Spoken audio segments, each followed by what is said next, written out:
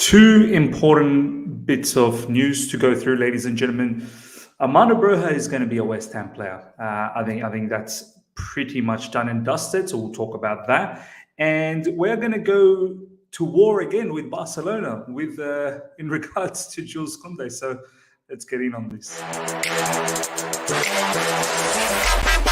All right. Here we go, back again on the other side of the coin. All right, welcome back to the other side of the coin, ladies and gentlemen. Look, the Armando Broja news, wow, that's escalated very, very quickly, and looks like it's going to be a permanent deal. And the Jules Kounde situation as well. I'm not too confident, even though there's a lot of journalists out there saying that Chelsea's leading the race. But when Barcelona is in the mix, and when Gerard Romero, the guy who says something's happening, when he's saying that kind of stuff, it makes me very, very weary about that situation with Jules Kounde. Let's get through the news first, and then I'm going to provide you my opinion on all of these scenarios. First of all, ladies and gentlemen, Fabrizio Romano, within the last 12 hours, has tweeted this out, and it's actually a pinned tweet. So, you know, this is happening. West Ham are now close to signing Armando Broja. Talks progressing with Chelsea. West Ham insists for permanent deal after official offer submitted, but it's up to Chelsea. Broja has agreed personal terms with West Ham. All parties are getting closer. This is for all the people that thought, no way, Miz, no way he goes on a permanent. It's looking like a permanent deal. And I'll tell you, there's a little bit of a twist on this one. There's a whole heap of social media uproar at the moment, people going after Thomas Tuchel. I don't think this is the case where you can go after Thomas Tuchel. I know my previous video, I talked about Harvey Vale and Billy Gilmore, why they're not getting an opportunity in the preseason as opposed to Kennedy and Ross Barkley. But with the Broja one, just like my last video in the Truth Bomb, I said this Broja situation is a bit different, where Armando Broja is actually pushing for this particular move. So we'll talk about that. West Ham and Chelsea are still in talks on final details of the deal, like potential buyback clause or not, add-ons, but the agreement for Armando Broja is really close, and it will be a permanent deal. Broja is now pushing. That's why he's flying back to England. Now, look, there's a whole heap of talk that he's flying back to England not because of this, but because he's injured. And that will very well be true. And at the same time, coincidental, because let's be honest, there's been interest on Armando Broja all throughout this summer window. Not just West Ham, there's Everton, there's Newcastle, XYZ, and many other clubs as well. Now, potential buybacks, what does it really mean? What is it like? If we sell, and apparently the money is touted to be about £30 million or about £35 million with add-ons from West Ham, how much do you think the buyback's going to be? The buyback's not going to be 40 million or 45 million. West Ham know that they potentially might have a superstar on their hands. So you're looking at a minimum double buyback, somewhere around 70 million, if not even more. Someone like Tammy Abraham has a 65 million buyback. Tina Livramento has a buyback for 45 million pounds.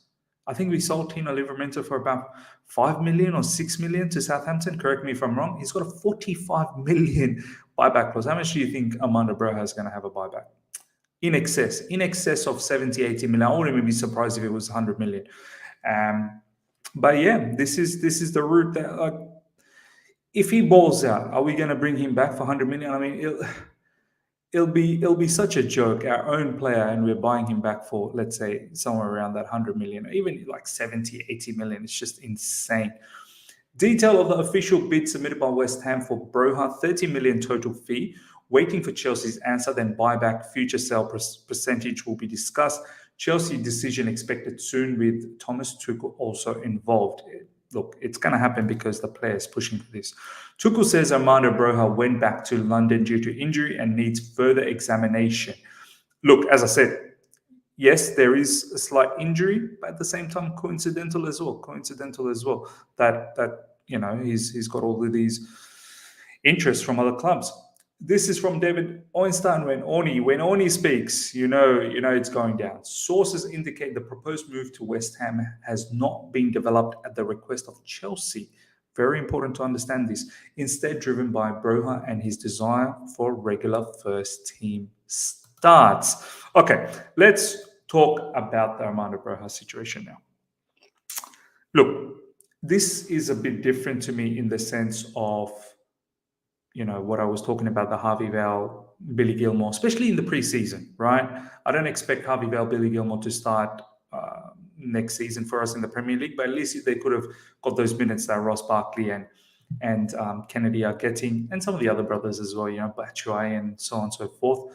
I know some of you guys are saying it's important that they get the minutes in the preseason because we need to market them, we need to advertise them. I mean, come on, do we really need to advertise them in preseason?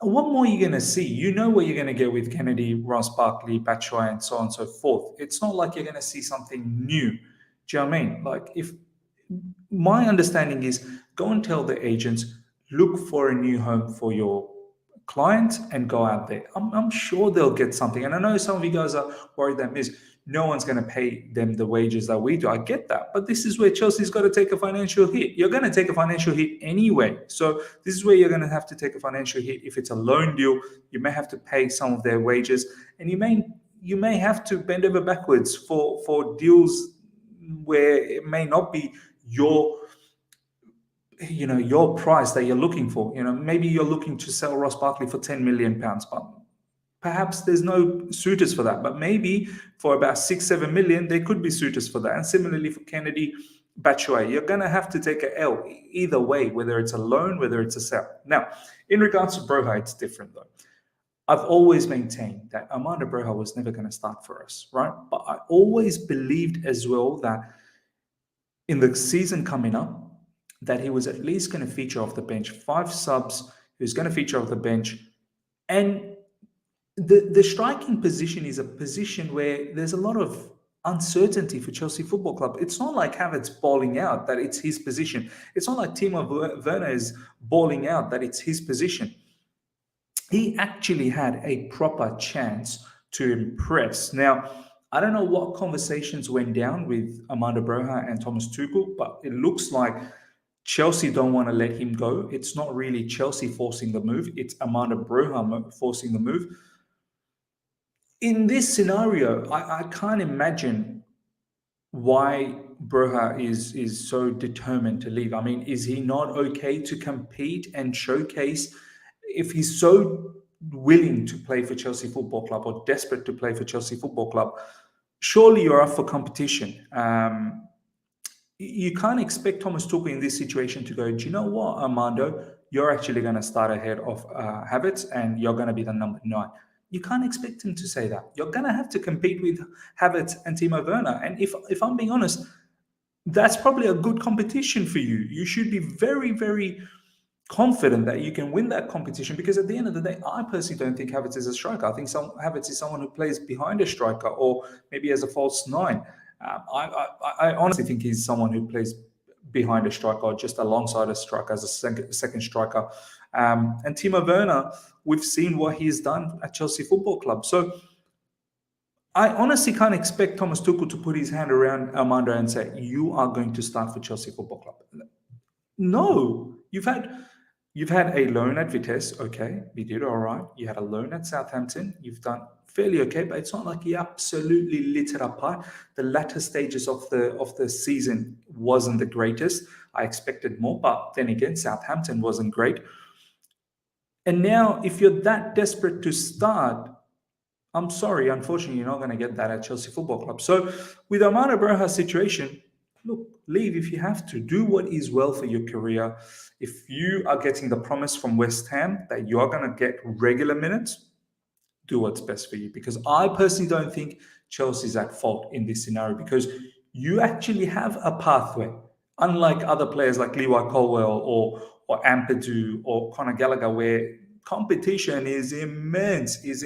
Now, are you getting peeved off because you're seeing Batshuayi in the preseason matches? But my man, you're the one who got injured. You got injured. It's not as if you wouldn't have been in the equation. I don't know why you came a week later as well in preseason training. Is it because you already had an understanding that you're going to leave Chelsea Football Club? I get it. Look, these days it seems like these players, and I've always said it, that there is a human element to it. And looks like not everyone wants to keep going on loans after loans after loans, because it's unsettling, it's changing teams, it's changing environment, changing clubs. It's difficult. It's not easy for one individual every season to move from different clubs to different clubs. You want some sort of, you know, certainty. Like you want something that you can work on season in, season out. I understand that, and this is why some of the players are not interested to go on a loan. But with Armando Broja's case, look, if you're not willing to stick around and fight to play for Chelsea Football Club when there is a pathway, it's up to you. So, ladies and gentlemen, let me know how you feel about the Armando Broja scenario. I personally don't think Chelsea's at fault in this particular situation. Um, but it's different with Harvey Vale and Billy Gilmore, as I suggested, and even for Leroy Colwell. We end up getting two more defenders. I think that's a message for Leroy Colwell as well, that see you later. So that's where we have to understand, what do we want to do? Do we need to get another defender to let go of a really good superstar like Leroy Colwell? Or we just get one more and see what Leroy Colwell has to give us? Because I feel like one more is enough in terms of CB. And with Harvey Vale and Billy Gilmore, as I said, what more do we want to see with Kennedy and Ross Barkley, when we could have given those minutes to those youngsters who would have benefited a lot more?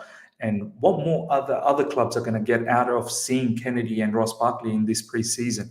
We've seen everything that needs to be seen. Okay, let's now talk about Jules Kounde. This is the next big topic that's going around, ladies and gentlemen. I like where it's going, but I'm not confident. Help me be confident, because when it comes to Barcelona, we are losing out on them. And I'll tell you why we are losing out as well. Chelsea have reactivated contacts for Jules Kounde last week, as Nathan Ake is no longer available. Barcelona have to be fast now after discussing Kounde's contract for a long time. Chelsea trying for both Kounde and Kimpembe, Colwell waiting to understand his future. Chelsea sent a proposal to Sevilla for around 42 million plus add-ons. From Chelsea's side of things, they have confidence. This is from Rashad Rahman, who looks after a lot of the Barcelona news. This is coming from a couple of the Barcelona journalists, Spanish journalists out there, not Barcelona, just Spanish journalists. Reports Chelsea are already talking with Sevilla for Kounde, with 55 million bid overall on table.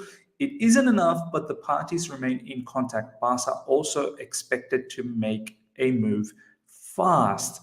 Confirmed by Nathan Gissing, Chelsea's offer for Kounde is 50 million plus add-ons. So yeah, as per the previous tweet, 55 million is the overall bid from Chelsea this week. So now, ladies and gentlemen, you're thinking, how's Barcelona doing this? This is how Barcelona is doing this. This week, the second lever will be signed. Barcelona also works on activating a third lever, 49% sale of Barca Studios for around 200 million euros. It will help increase revenue, which will evidently make things easy when registering new signings. Confirmed, club is working on activating the third lever after they're done with the second. I mean, look, and furthermore, we'll talk about all of that lever as well. Gerard Romero, Barcelona could get Kounde for around 55 to 60 million if no player enters the deal. I think Barcelona is looking for a cheeky player plus cash deal for Sevilla. Now, a few things. First of all, let's look from a Chelsea perspective. We've waited for way too long with this Jules Kounde thing. Jules Kounde was wanting to be a Chelsea player from a very long time, and we've messed around with this. I thought as an RCB, he's a perfect fit. I've said it. He's got attributes as a midfielder, and from RCB role, he'll progress into midfield role, and he would have been a stupendous signing for us. Now, Thomas Tuchel probably didn't rate him initially. I think he wanted De Ligt. I think he's interested with Kimpembe. Obviously, De Ligt didn't happen. Koulibaly, I think he's more interested with Kimpembe. But now that we are running out of CB options, and I'm not really sure whether Kimpembe is going to move or not as well, we're after Jules Kounde. Now, what has happened, because we've dilly-dallied around for so long, is Barcelona has come into the conversation. Xavi has picked up the phone, spoke to Kounde, convinced Kounde. Kounde wants to be in Spain as well now, doesn't want to leave, which is perfect case scenario. Barcelona play football, possession-based football that Kounde likes, and he's going to start. He will start for Barcelona. And the other factor with Barcelona is how they're doing all this with these economic levers, selling their as I said, the studios, the visual rights, and many other things, right? And they're going to be able to raise money through selling some of those things, and they call these the economic levers. Now, what is the ideology behind this? Look, it's a risky move from Barcelona's point of view. It's a very risky move. Their ideology is they're selling off all this stuff that they used to own to raise money and buy all of these high caliber players to start winning La Liga, to start really competing for the Champions League. And their belief is by doing that, they're going to generate the money back in. They're going to generate the interest back into Barcelona. They're going to get fans again involved, which will slowly start bringing them back into a positive scenario down the track. And then eventually, in after 10, 15 years, because they're not going to get these, their visual rights, audio rights, and all of that in the next 2 or 3 seasons. There's a lot of money that they're getting out of it, and it'll take time to repay all of that back. There is a buyback. It will take time. So maybe 10, 15 years later, if they continue with this, progress with success, then they can potentially buy this back. That's why they're going for players like Lewandowski. They've got Rafinha. They've re-signed Dembele. They've still got Aubameyang. They've got Ferran Torres. They've got Pedri, Gavi. Now they're looking at Kounde. They're also looking at Bernardo Silva if Frankie de Jong goes. This is why they're pushing Frankie de Jong to leave so they can bring in Bernardo Silva. They are actually playing FIFA career mode at the moment. And this is what Jared Romero said as well. The whole idea behind it is big time risk. Sell off some of your assets, buy all of these superstars, and hope you start winning to start getting some revenue streams into the football club. This is why, look, I'm a bit weary. I'm a bit weary about the whole Kounde situation. We've left it for way too long, and fighting against Barcelona, the club could accept, much like the Rafinha situation. This is exactly going towards the Rafinha situation. Sevilla could accept, much like Leeds, our deal. But if the player has already agreed to go to Barcelona, much like Rafinha, you know where it's going. I just hope that we pick this up very quick and don't let it drag out like the Rafinha case, and look for other options. Now, what are the other options? I'm not certain. Kimpembe, if we can get him, let's go and get him. If not, I don't know if there is any other links that we're involved with. Vardiol, I don't think that's happening. He's another youngster, though. I know Kounde is young, but he's got a lot more experience. But yeah, ladies and gentlemen, let me know what your thoughts are. Smash the like button if you've enjoyed this. Really want to know about, from your perspective, how you feel about Armando Broja. Do you think it's Chelsea's fault? Or do you kind of see what Broja is doing here? And with the Jules Kounde, how confident are you? Are we going to get him, or Barcelona going to get him? Smash the like button. If you're here for the first time, subscribe, hit the bell notification to stay in touch with all my content. We'll see you guys for a live tomorrow. Until then, see you.